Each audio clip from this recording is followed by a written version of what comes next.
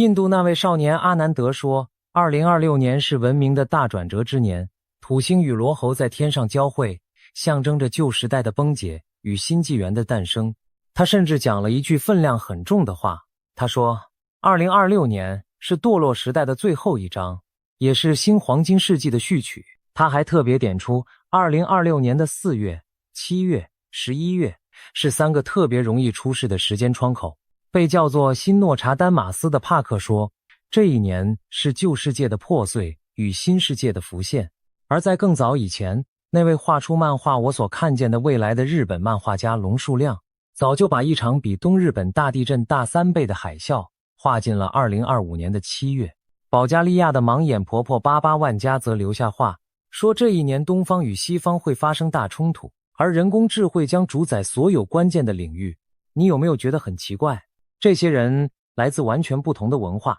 用着完全不同的方法，一个看星象，一个通灵，一个记梦境，却不约而同地把手指指向了我们此刻正身处的这段时间。那么问题就来了，这些预言到底是吓唬人的迷信，还是他们真的摸到了什么我们看不见的东西？今天我们不谈玄学到底灵不灵，我们只做一件事，把这些预言一项一项地拉到硬邦邦的科学数据、冰冷的地质记录，还有真实的世界新闻面前，去做一场公正的验证。我们要验的一共有4件事：冲绳外海那一串怎么都停不下来的连环地震，人工智慧那条正在悄悄缠住整颗地球的黑色触手，川普那场越演越烈、越来越危险的期中选举危机，以及环绕着整个太平洋的那一圈正在苏醒的火之环。你可能会觉得这4件事风马牛不相及，一个讲地震，一个讲科技，一个讲政治，一个讲火山，怎么能凑在一起？但这正是最耐人寻味的地方，因为那些预言家偏偏就把这4件八竿子打不着的事全都塞进了2026这同一年里，还斩钉截铁地说他们是同一场大转变的4张脸。那么这究竟是他们牵强附会，把不相干的东西硬扯在一起，还是这4件事的底下真的藏着某种我们还没看懂的共同脉络？这就是我们今天要一起去挖的东西。而我们手上的工具不是水晶球，不是塔罗牌，而是最新的地质报告，最真实的民调数字，最冷静的科学分析。我们要用硬邦邦的事实去为每一个耸动的说法做一次体检。准备好了吗？我们现在就开始。先从离我们最近的地方讲起，冲绳。如果你这1-2年常常滑手机看新闻，你一定对一个地名不陌生，土嘎拉群岛。这串小岛夹在日本九州的屋久岛与奄美大岛之间，人烟稀少，却在2025年的夏天突然成了全世界地震学家眼睛盯着的地方。事情是这样的，2025年6月下旬开始，图嘎拉群岛近海的地底像是被什么东西点着了一样，短短半个月，规模1以上的有感地震就冲破了1700次。鄂石岛、小宝岛这些平常没人听过的小岛，居民被摇到整夜无法入睡，最后只能搭船撤离到外地。日本气象厅翻开记录，也承认这是这个区域有观测以来频率与强度都前所未见的一次群发地震。那这串地震到底怎么来的？我们得看看地底下的构造。土嘎拉群岛坐落在一条叫做琉球海沟的隐没带上，在这里，菲律宾海板块的西缘正以每年大约6公分的速度缓慢地钻到大陆板块的底下。这串岛屿的海底，一边是隆起的奄美海苔，另一边是凹陷下去的冲绳海槽，板块被推着、挤着、隐没着，各种复杂的力量搅在一起。地震学家发现，这次群发地震的震源都很浅，大约在地下20公里上下，属于一种叫做横移断层的错动，也就是断层在水平方向上互相错开。但真正让人不安的是另一种可能，图嘎拉群岛本身就是一串火山岛，在鄂石岛到宝岛这一带的地底藏着高温的岩浆。有海洋研究机构分析，这一带的地下深处很可能存在一根热质，也就是一块部分熔融的高温地函，正在源源不断地制造岩浆。附近的邹访之赖岛本来就是一座频繁喷发的活火山，如果这次的群发地震真的跟地底累积的岩浆与气体有关，那么未来需要提防的可能就不只是地震，还有海底火山的喷发了。而就在这串地震发生的同时，网络上一个古老的说法又被翻了出来，叫做吐嘎喇法则。这个说法认为，只要吐嘎喇群岛出现密集的群发地震，那么不久之后，日本的其他地方就会发生一场规模更大的强震。这听起来很像都市传说，对吧？但你别忘了，龙树亮那本漫画早就把大灾难标在了2025年7月，而吐嘎喇的地震偏偏就在那个时间点前后炸开。一时之间，7月大灾难的说法传遍了整个华语圈与日本。香港飞日本的机票应声下跌，访日旅客一度锐减。光是这一场恐慌，就有人估算造成了高达5600亿日元的经济损失。那我们就来做第一项验证。龙树亮说的2025年7月5日凌晨的大海啸，最后发生了吗？答案是没有。那一天，那个被无数影片反复传颂的时刻，太平洋风平浪静，什么都没有发生。日本气象厅的长官甚至在灾难日之前就亲自出面，罕见的公开表态，说以现代科学根本不可能精准预测地震的日期、地点与规模。那个说法就是不折不扣的谣言。就连漫画作者本人后来也澄清，说那个日期是出版过程中被匆忙写上去的。做梦的那一天并不等于灾难发生的那一天。有意思的是，那位作者原本画的漫画里，人物穿的是夏天的衣服，于是他才联想那场梦见的巨大海啸，也许不是2011年的东日本大地震，而是一场还没发生的夏日之灾。还有一个充满黑色幽默的结局值得一提，那场席卷华语圈与日本的7月大灾难恐慌，把大批游客吓得取消了行程。可是等到2025年7月真的过完，日本官方公布的数字却让所有人跌破眼镜。那个月的访日外国旅客不但没有减少，反而冲上了343万人次，创下历年7月的最高纪录。你看，人心的恐慌是一回事，现实的走向又是另一回事。那些提前退票的人，最后错过的只是一个风和日丽的夏天。所以第一项验证的结论很清楚，把灾难精准到某年某月某日某分的预言站不住脚，这是我们必须先讲清楚的。冷静是我们今天最重要的态度。你可能会问，那科学家难道就完全束手无策吗？其实也不是。近年来，科学界正在发展一种叫做鸡尾酒式前兆的监测方法，它不依赖单一的指标，而是同步整合地震活动、地表的重力与磁力变化、全球定位系统测到的地壳形变，甚至土壤里逸散出来的氡气浓度。当好几项不同的异常在同一个时间段于同一个特定区域一起出现时，就能大大提高预警的参考价值。这才是真正的硬功夫，跟指着天空喊那是地震云是两回事。但是故事到这里并没有结束，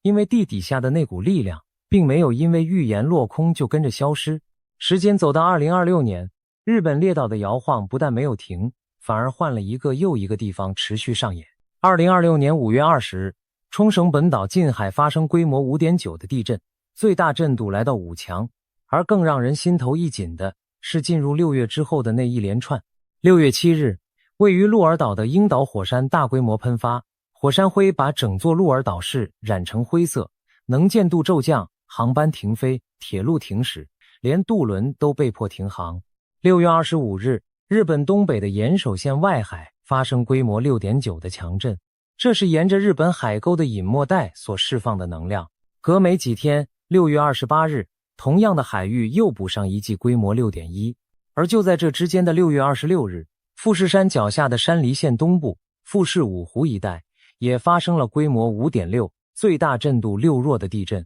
富士山，当这3个字跟地震连在一起，很多人的心就悬了起来。因为富士山上一次喷发是在1707年，距今已经超过300年。而科学家早就指出，2011年那场规模9的东日本大地震可能已经让富士山地底的岩浆库压力升高。有研究估算，富士山底下的压力早已超过了当年1707年那场喷发的临界门槛。这座山同时坐落在3大板块交汇的地方，是一颗不折不扣的活火山。到2026年，日本气象厅虽然仍把富士山维持在最低的第1级警戒，说没有立即喷发的迹象，但这座沉睡的巨人始终被最精密的仪器全天候盯着。专家也坦言，一旦富士山真的以300年前那种规模喷发，若当时吹的是常见的西风，火山灰大约只要2个小时就能飘到东京市中心。除了眼前的摇晃，日本人心里还压着一座更大的山，那就是南海海槽。这是一条沿着日本太平洋岸延伸的巨大隐没带，科学家长期警告，这里迟早会发生一场超级大地震，而它的延长线正好接上了琉球海沟。当土嘎喇密集摇晃的时候，日本气象厅甚至发布过南海海槽地震的相关注意资讯。你看，这一切其实是一整片连在一起的地质棋盘。那这一切跟我们台湾有没有关系？关系大了。你只要摊开地图就会发现，冲绳、土嘎喇还有我们台湾的东北角其实是同一条地质命运线上的邻居。冲绳群岛与土嘎喇一样，都坐落在欧亚板块上，旁边就是容易孕育地震与海啸的冲绳海槽，而我们台湾的东北部地震带正是受到冲绳海槽扩张作用的影响，从宜兰一路向东北延伸，接上琉球群岛。宜兰外海的龟山岛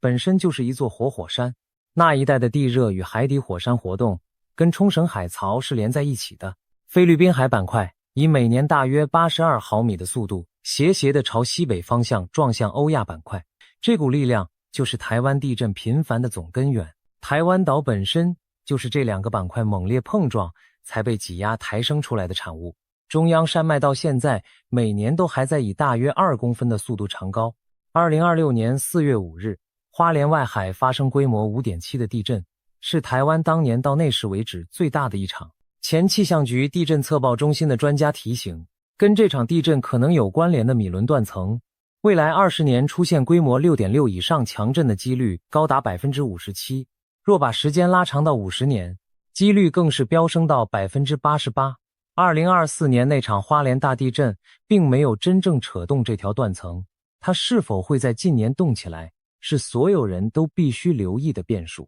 所以第一项的完整验证结论是这样的：精准到某一天的预言是假的。但是环绕着日本、冲绳一路到台湾的这整片西太平洋隐没带正处在一段能量活跃的时期，这是有硬数据、有断层几率、有地壳形变记录支撑的真实。预言家把日期说错了，但他们指向的那个大方向，那股地底深处正在累积的张力，却是我们脚下真实存在的东西。这就是硬核验证的意义。我们剥掉恐慌的外衣，留下值得警惕的内核。聊完了摇晃的大地，我们把镜头往外拉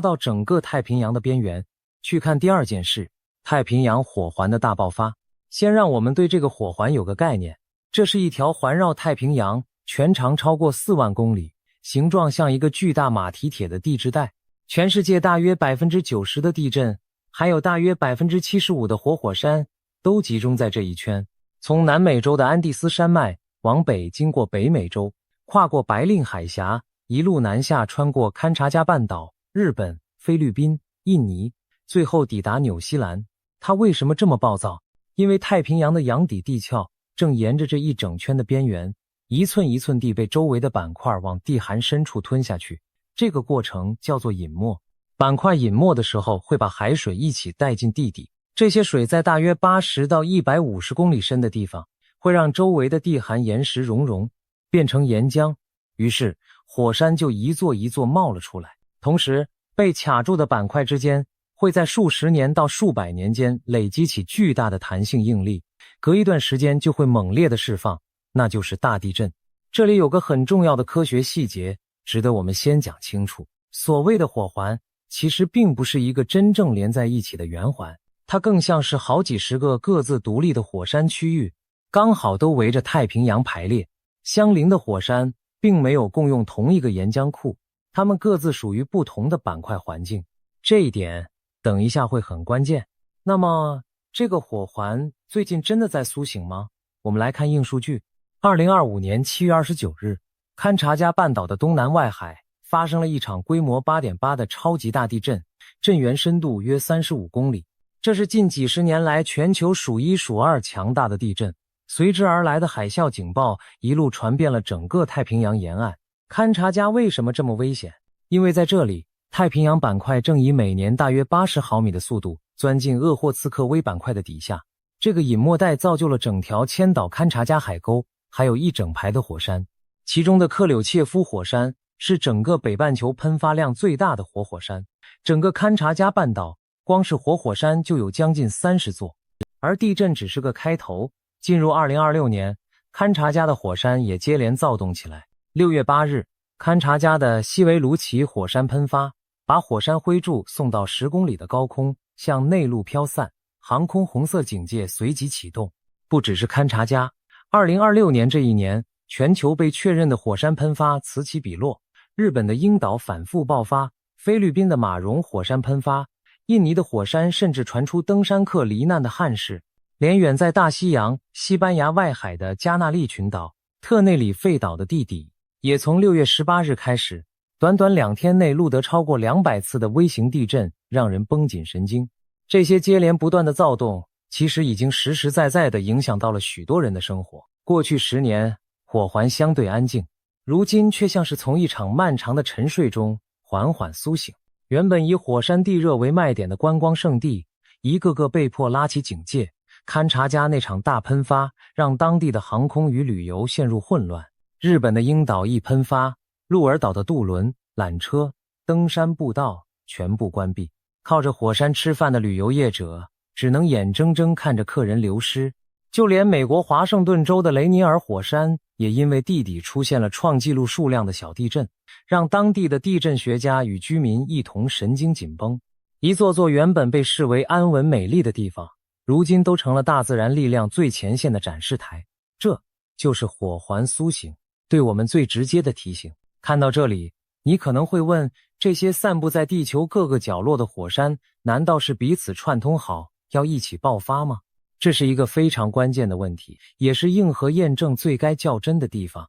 答案会让很多末日影片泄气。美国地质调查局讲得很明白，目前并没有确切的证据能证明一座火山的喷发可以触发几百公里外甚至另一个大陆上的火山跟着喷。历史上有一些同时喷发的例子，但那些火山彼此的距离往往在10公里以内，而且很难断定到底是谁引爆了谁。换句话说，火环上的每一座火山各自有各自的岩浆库，各自有各自的脾气，他们并没有一条地下的总管线把大家串在一起。所以把全球火山喷发解读成一场精心策划的连锁大爆发，这在科学上是不成立的。这是我们要守住的第2条理性防线。不过，火环的可怕从来不需要靠连锁爆发来证明，因为单单一座火山就足以改写整个世界的历史。让我们把时间倒回2000年前，去看一座名字你可能没听过的火山——坦博拉。1815年，印尼的坦博拉火山爆发，这是人类有记录以来最强的一次喷发。它把6000万吨的二氧化硫硬生生打进了平流层，形成一层硫酸的气雾，把阳光给遮住了。结果，第2年，也就是1816年，全球进入了一个没有夏天的一年。6月的加拿大魁北克下起了雪，新英格兰每个月都结霜，欧洲爆发大饥荒，饿死了超过20万人。这场远在印尼的喷发甚至打乱了印度的季风，被认为间接引爆了第1场霍乱大流行。更奇妙的是，那一年，一位年轻的女作家因为天气太冷，被困在瑞士的屋子里，于是提笔写下了一部小说，那就是《科学怪人》。你看，一座火山改变了世界文学，引爆了瘟疫，让3大洲陷入饥荒，这才是火环真正的力量。坦博拉不是唯一的例子。1883年，同样在印尼，喀拉喀托火山爆发，那一声巨响，据说在数千公里外都能听见，掀起的海啸夺走了数万条性命。火山灰同样让全球的天空蒙上一层阴影。到了1991年，菲律宾的皮纳图博火山喷发，把大量的物质送进平流层，让接下来1-2年间，全球的平均气温都明显下降。而在美国本土，1980年，圣海伦火山那一场侧向的大爆发，把半座山都轰掉了，成了现代火山学最经典的教材。这些全都发生在我们正在讨论的这一圈火环上。同样地，1960年，南美洲智利的瓦尔迪维亚发生了规模 9.5 的地震，这是人类有仪器记录以来最强的一场地震，至今无人能破。而在北美洲的西岸，还埋着一条叫做卡斯卡迪亚的隐没带。科学家一直警告，那里也已经进入了一场超级地震的倒数计时。勘察家那场规模 8.8 的巨震，其实就是在提醒我们，这种等级的能量释放离我们的时代并不遥远，它就发生在2025年的夏天。回到我们的验证，少年阿南德在他的2026年预测里明确的示警过，环太平洋火环有发生大地震的潜能。他还特别提到，台湾在2026年可能会经历一段地震与洪水的能量释放期，呼吁大家保持内心的平静。而帕克的年度预测里也一连写着地震与火山活动增加，澳洲与太平洋地区会有重大灾难。那我们该怎么验证这种比较模糊的大趋势预言？我们得公平一点，勘察家那场规模 8.8 是铁一般的事实。火环西缘的日本、印尼在2026年确实活动频繁，这些都不是预言家编出来的。但我们也必须诚实地指出，火环本来就是全球最活跃的地质带，每一年都有大量的地震与喷发，这是它的日常，不是它的异常。预言家们的高明之处在于他们把赌注压在一个本来几率就很高的地方，就像你预言沙漠会缺水，你当然会说中。所以第二项的验证结论是，火山之间互相引爆的连锁末日是假的，但火环正处在一段活跃期。勘察家的超级地震，多国火山的接连喷发是真的。预言家指向的方向没有错，只是那个方向本来就是地球最不安分的地方。与其恐慌，不如把它当成一剂提醒，提醒住在火环上的我们，防灾的准备永远不嫌早。好，我们已经看完了地底与地表的躁动，现在我要把镜头从自然界转向一个看不见却正在以惊人速度改变我们每个人生活的东西。第三件事，人工智慧的黑色触手。为什么我要用触手这个词？因为当你以为人工智慧只是手机里一个会聊天的程式时，它真正的身体，那条又粗又黑的触手，正伸进这颗星球最深的地方，贪婪地吸取着电力、水、土地，还有我们的注意力。我们先看电，你有没有想过，当你在对话框里打一个问题，1秒钟就得到一段条理分明的回答时，这背后烧掉了多少电？早期的研究估算，人工智慧回答你一个问题的耗电量可能是传统网络搜寻的10倍，而全球的科技巨头正疯狂地兴建一种叫做资料中心的庞然大物，来喂饱这头吃电怪兽。这些设施到底有多能吃？一座百万千等级的人工智慧资料中心，它的用电量就相当于一整座30万人口城市的全部用电。到今天，资料中心已经不再只是一栋科技大楼，而是被视为跟交通、跟水电同一个等级的全球基础设施。这条触手伸得有多长？我们看几个真实的数字。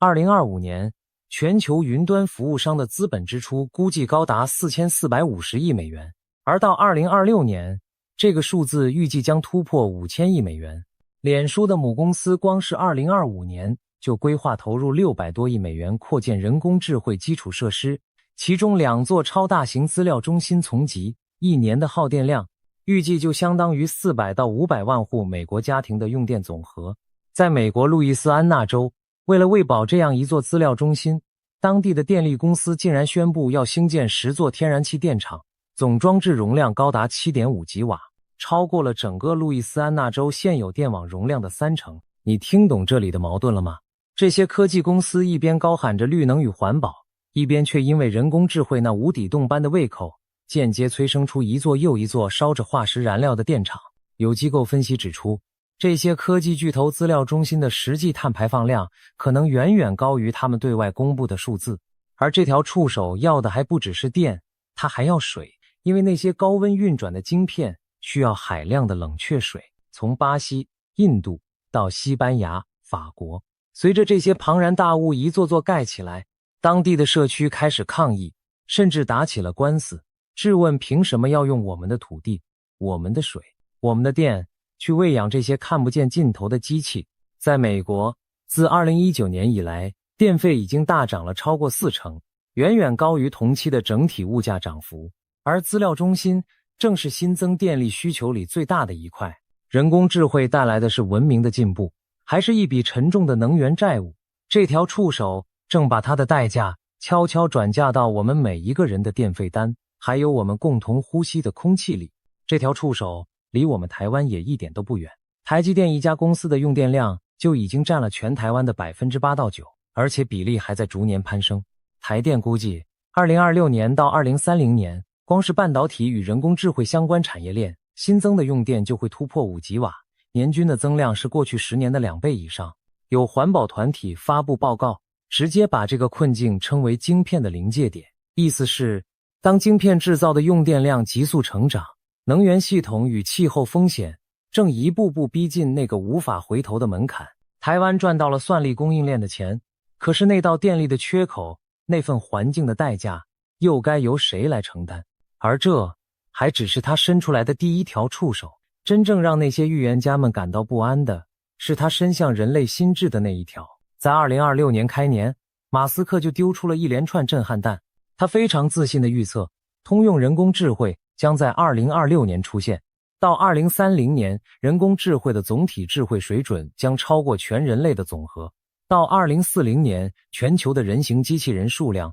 可能达到上百亿台。他甚至直言，现在再去读医学院已经没有意义了，因为人形机器人很快就会在手术的精准度上超越顶尖的人类外科医生。他还提出一个惊人的概念，说瓦特就是财富，未来真正的限制不是智慧本身，而是我们敢不敢在能源的尺度上完成跨越。在他的想象里，人类的角色是一段生物的启动程式，我们的使命是为细机智慧铺好基础设施，然后把文明扩展到多个行星上去。但就连这位站在科技最前沿的狂人也不得不承认，在通往那个丰裕社会的路上，人类将无可避免地经历一段社会的动荡期。他估计这段阵痛可能持续3到7年，表现为大规模的失业、身份的焦虑与价值观的剧烈冲突。而少年阿南德则从一个非常特别的角度解读了这场危机。他用了一个词，叫做智慧生命的灵性空洞。他的意思是，人工智慧拥有庞大的知识与计算能力，却没有人类的道德、同理心与灵性。如果我们过度依赖这种灵性空洞的智慧，最后可能导致的是人类自己灵性的退化，是我们的批判性思考、创造力与人与人之间真实连结的一步步瓦解。帕克的年度预测里也明明白白地写着一项重大的网络攻击或者人工智慧丑闻，而这条触手也早已从荧幕里伸进了实体的世界。它正透过自动驾驶的计程车、人工智慧眼镜，还有各式各样的机器人，一步步走进我们的日常。在美国的一些城市，无人计程车已经开始载客，特斯拉也在大力推动它的全自动辅助驾驶。而所谓的代理式人工智慧，也就是能自己主动去调用工具执行复杂任务的智慧，虽然还在早期，却已经被视为下一波的重点。这意味着人工智慧不再只是回答你的问题，它开始能替你动手去完成一整件事。那这一项我们怎么验证？这一项特别难，因为它指向的是未来，但我们可以验证它的方向。人工智慧正在吞噬海量的能源与资源，这是铁一般的事实，有账可查。全球科技业正压下数以千亿美元计的天文赌注，这也是事实。市场上甚至开始有人担忧，这会不会是一场即将破裂的泡沫？有分析师直言，我们才走到这场人工智慧基础建设周期的第3年，这场革命才刚刚开始，而它正在如何重塑就业、教育与我们的思考方式，这场巨变才刚刚开始。有一项针对业界的调查就发现，那些原本信誓旦旦说要在2030年前达成碳中和的资料中心业者，比例正在明显下滑，因为他们发现人工智慧的胃口实在追得太快，快到让那些漂亮的环保承诺一个个跳票。预言家们或许用了灵性、触手这些比较玄的词汇，但他们捕捉到的那种集体的不安，那种我们正在把某种东西、某种很重要的东西交到一个没有灵魂的智慧手上的隐忧，却是无比真实的。所以第3项的验证结论是，人工智慧一夜之间统治人类的科幻情节，目前仍是想象，但它那条吞噬能源、重塑社会，并悄悄改变我们心智的黑色触手，已经实实在在地缠上了这颗星球。这一次，预言家指向的不是天灾，而是一场由我们亲手打造又不完全受我们控制的变局。前面3件事讲的是天，是地，是机器，而最后这第4件事讲的是人，是权力，是这个世界上最有权势的那个人与他正面临的一场危机。川普的期中选举危机。要理解这场危机，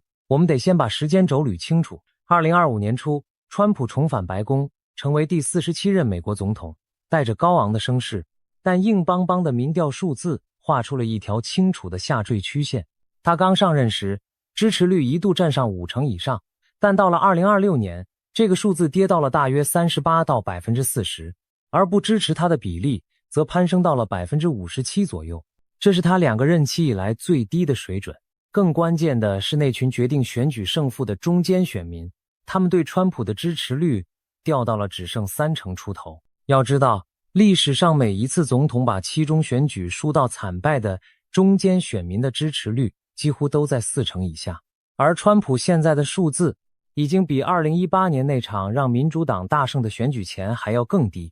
为什么会这样？硬数据给了2个答案。第一是荷包，川普的关税政策推高了通膨，物价上涨，经济成长却趋缓，市场开始担忧一种叫做停滞性通膨的恶性状况。有分析甚至指出，2010年以来第一次民主党在处理经济这个议题上获得的信任度超过了共和党。第二是一场突如其来的战争。2026年2月28日，美国与以色列对伊朗开战。这场战争的导火线是针对伊朗高层与核设施的空袭，其中甚至包括了伊朗最高领袖的死亡。伊朗以飞弹与无人机反击，并一度封锁了荷默兹海峡，攻击美军在中东的多个基地，油价与全球局势随之震荡。一场中东的战火成了压在川普支持率上又一块沉重的石头。而这场战争的意义远远不只是选情这么简单。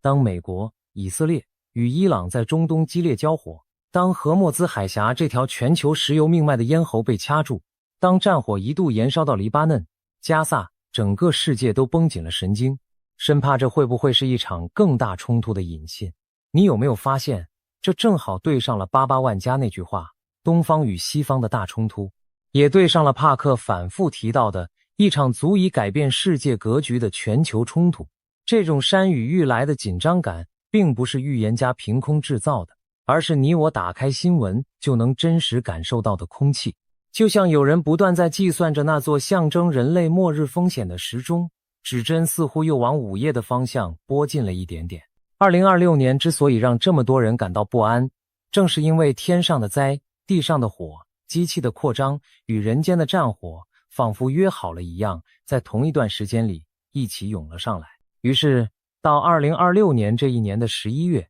一场期中选举就成了全美国甚至全世界屏息以待的一场大考。按照美国的政治惯例，执政党在期中选举往往会失去席次，因为这场选举本质上是选民对总统的一次公投。而以川普目前的民调，大多数的政治分析师都认为民主党很有机会拿下众议院的多数，甚至在参议院也有斩获的空间。他们盯上的是北卡罗来纳、缅因、阿拉斯加、俄亥俄这些摇摆的席次，就连本来被认为是共和党铁票的爱荷华与德州也不再是稳赢的地盘。不过这里有个微妙的地方，跟2018年比起来，如今美国的选区被划分得越来越极端，安全席次变多了，真正会摇摆的选区反而变少了。同样是接近10个百分点的摆荡，在2018年可以帮民主党拿下41席，但在2026年可能就只能换到20几席。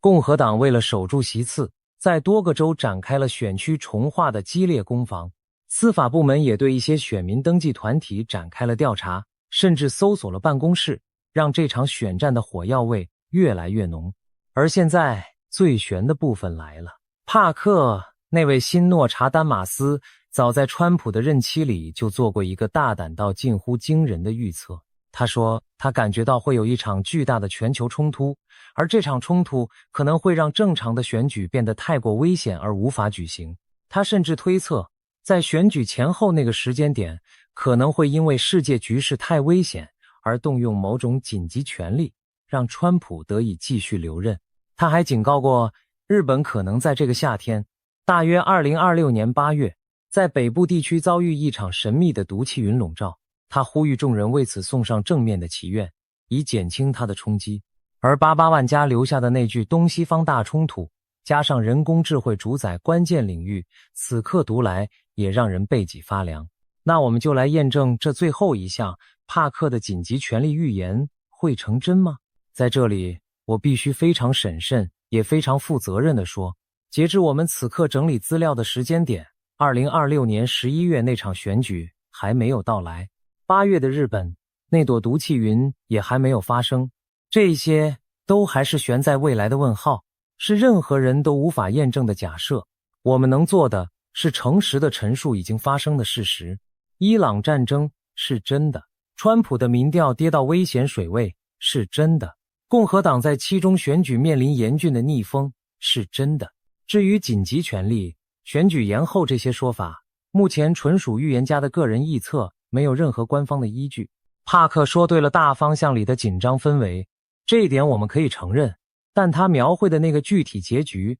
是不是会发生，我们必须留给时间去回答。我要在这里特别提醒，关于政治，关于谁输谁赢，我们今天不站任何一边，我们只做一件事，把冰冷的数字摆出来，让你自己去判断，这才是硬核验证应该有的样子。好，4件事我们都验完了，但在做最后的总结之前，我们得先诚实的回头看一件事，那就是这些预言家过往的记录到底如何。因为如果他们过去全都胡说八道，那我们今天根本不必浪费时间。先说阿南德，这位印度少年，据印度媒体的报道，早在2019年8月，全世界都还没听过新冠病毒的时候，他就发布影片警告，说2020年会爆发一场全球性的瘟疫。后来他又被认为说中了俄乌战争的时间窗口，以色列与哈马斯的冲突。2024年4月，他警告台湾会有大地震，没过多久，花莲就发生了规模 7.2 的强震。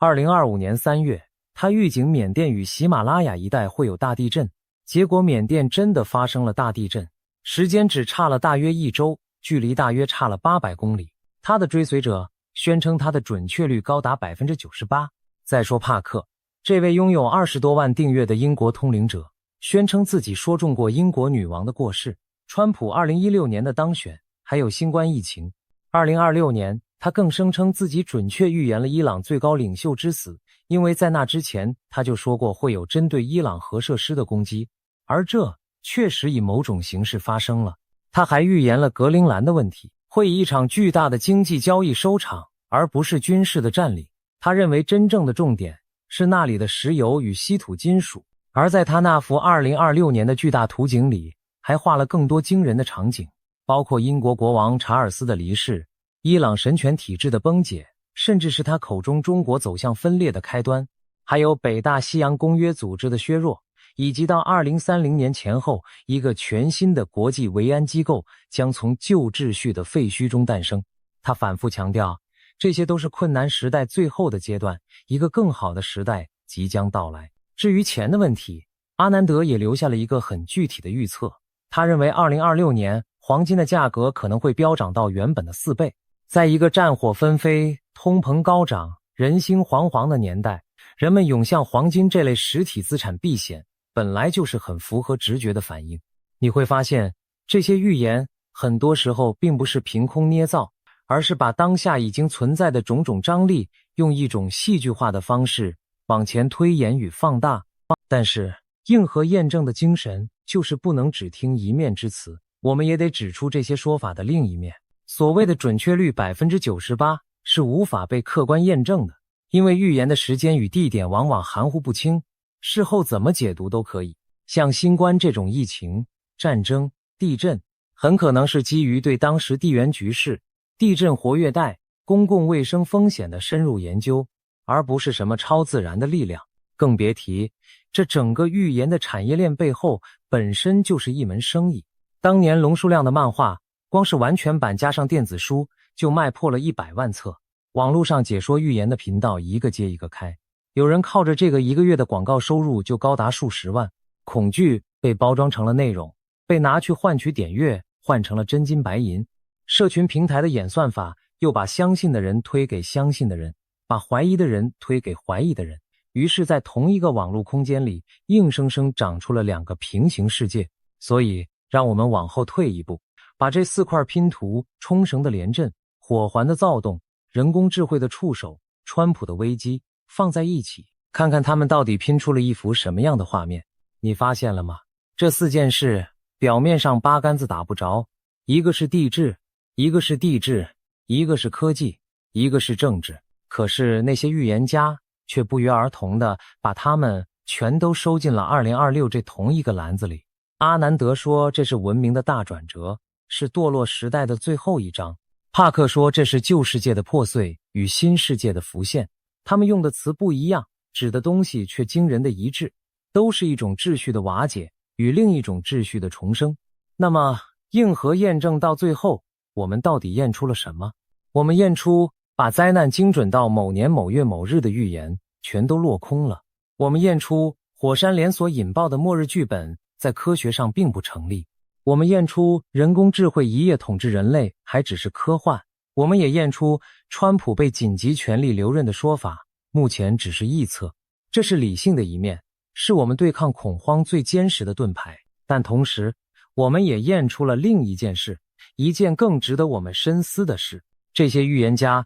虽然几乎每一个具体的细节都说得不够准，但他们共同指向的那个大方向却诡异的与这个世界真实的脉动叠合在了一起。西太平洋的隐没带确实在累积张力，火环确实正处在活跃期，人工智慧的触手确实正在吞噬这颗星球的资源，而全球的政治与经济也确实正走在一段剧烈震荡的路上。所以你看，硬核验证给出的从来不是一个非黑即白的答案，它不是简单的说预言全对，也不是简单的说预言全错，它给出的是一个更成熟也更接近真相的结论，那就是我们既不该把命运交给那些耸动的日期，也不该对脚下真实的变化视而不见。这两种态度，一种是盲信，一种是麻木，都会害了我们。盲信的人会为了一个永远不会兑现的末日白白耗尽自己的恐惧与金钱，而麻木的人则会在真正该准备的时候错过所有的警讯。真正聪明的做法是把预言当成一个引子，顺着它去认识背后那些真实的科学、真实的数据、真实的趋势，然后做出属于你自己的冷静的判断。也许预言真正的价值从来就不在于它能不能报准某一天的日期，它更像是一面被打磨的有些模糊的镜子，照出的是我们这个时代集体的焦虑，是人类站在一个巨大变局的门槛上那种既期待又害怕的复杂心情。当一个时代的地在震，火在烧，机器在崛起，权力在动摇时，人们自然会渴望有人能告诉他们接下来会发生什么。其实这种渴望跟我们的祖先一模一样，从古至今，每当战乱降临，每当天灾肆虐，人类就会涌向那些自称能看见未来的先知、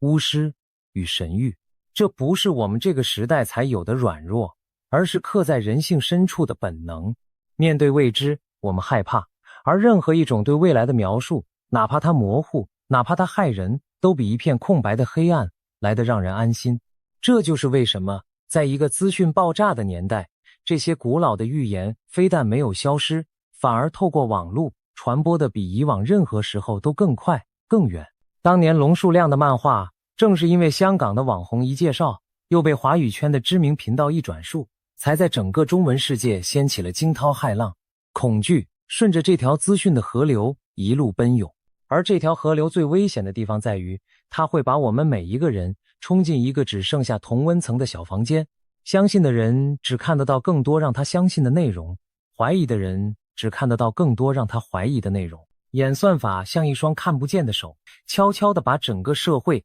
切割成一个又一个彼此听不见对方的平行世界。于是一场关于某个日期的争论，最后往往不是谁对谁错的问题，而是变成了两群人隔着荧幕互相指责的战场。所以我们该怎么办？答案其实藏在阿南德那句话里。他说，占星的真正目的不是制造恐惧，而是减少冲击。鼓励人们做好准备，在清醒的觉知中做出更明智的决定。当一个人心里有了准备，负面事件对他的冲击就会大大的减轻。这或许就是我们今天这场硬核验证最后想留给你的东西。不必因为那些耸动的预言而寝食难安，因为精准的末日从未如期而至，但也不必因此就掉以轻心，因为地底的张力、火环的躁动、科技的失速、时局的动荡，全都是真实存在，值得我们警醒的。真正的智慧是在恐慌与麻木这两个极端之间，